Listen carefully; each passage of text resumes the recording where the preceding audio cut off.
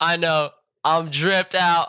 I know what you guys are thinking. Where did you get this drip from? Look at that. That's fake Gucci right there. I'm just kidding. I got this as a gift from my dad. Very cool, very nice jacket, right? I usually don't drip out for my videos, but I decided to give y'all a taste of my true potential. This is another story that's wonderful for Thanksgiving. Like, it's a perfect around the campfire story. And I love telling you guys these type of stories about my life because they're honestly just like kind of embarrassing for me, but I don't really care. Okay? It's a good story. And it's about the worst simping that I've ever done. Okay? And to be honest, I haven't used that word in a long ass time. Simping. What is this fucking 2020? But listen, when I was in elementary school, I was the biggest simp ever. So I like this girl in like first grade, right? I see her and I'm like fucking blasted with like attractiveness. I'm like, damn, you know what I mean? Like it was so much. I was like, this is like the most attractive individual I've ever seen in my life. And I was in first grade. And so to me, I was like, wow, that's crazy. So, anyways, you know how like in elementary school, when you like someone, you would pretend like you did the opposite. So, for example, if I like someone, I would pretend that I hated them. Like, ew, like she's so nasty and gross and weird. Like, I don't like her. You like her. You know what I mean? Like, they would just do like the most weird, like backwards things when it came to their crush, right? So that's what I was doing, right?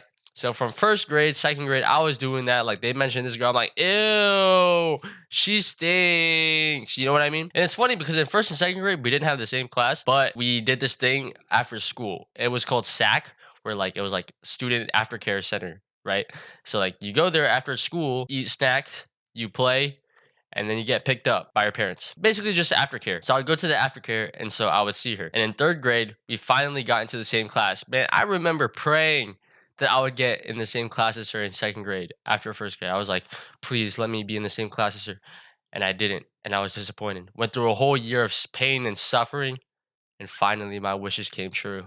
In third grade, we got into the same class, and I was like, holy, is this like real life? I got granted a wish from the genie, like I knew that it was meant for me. And so I knew that because I was given the opportunity, I had to take my chance. You know, so there's this thing that they did called Boosterthon. And I feel like a lot of you guys know what I'm talking about. Where like these people would come to your school and then do like a fundraising thing. And they'd be like, yo, if you pledge like $2, you get this like invisible ink pen, right? To run around laps and shit like that. Like you just run. And then like you can pledge money for how many laps you run. So I begged my parents, like, please just pledge $2 so I can get this invisible ink pen.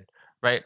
So I made them spend like $70 because I ran like 35 laps or something like that. Just for me to be able to get an ink pen. They spent $70 or whatever.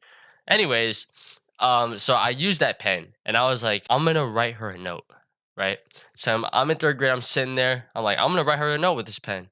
You know, it's an invisible ink pen, so nobody else can see it except her, right? Because it has that little light that you can like flash to like see the message. And so I was like, if I write this message, only she can see it. So I'm pretty sure I wrote down in that invisible ink note, like, you probably already know this, but I have a crush on you.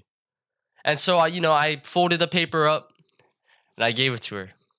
So she opens the note, and I'm like watching her as she's doing this, right? She opens the note, she shines the light, the little like light thing on the note, reads it, looks at me, and goes, like she mouths it out, like she mouths like, I know.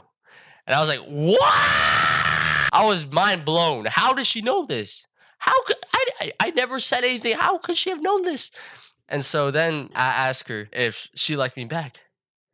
And she was like, yeah. I was like, so in third grade, I thought of this wonderful idea, right? I wasn't gonna ask her to be my girlfriend. No, no, no, no, no, no, no. That's too crazy. That's too much. Instead, what I was gonna do was, and here's where the simping goes really, really bad.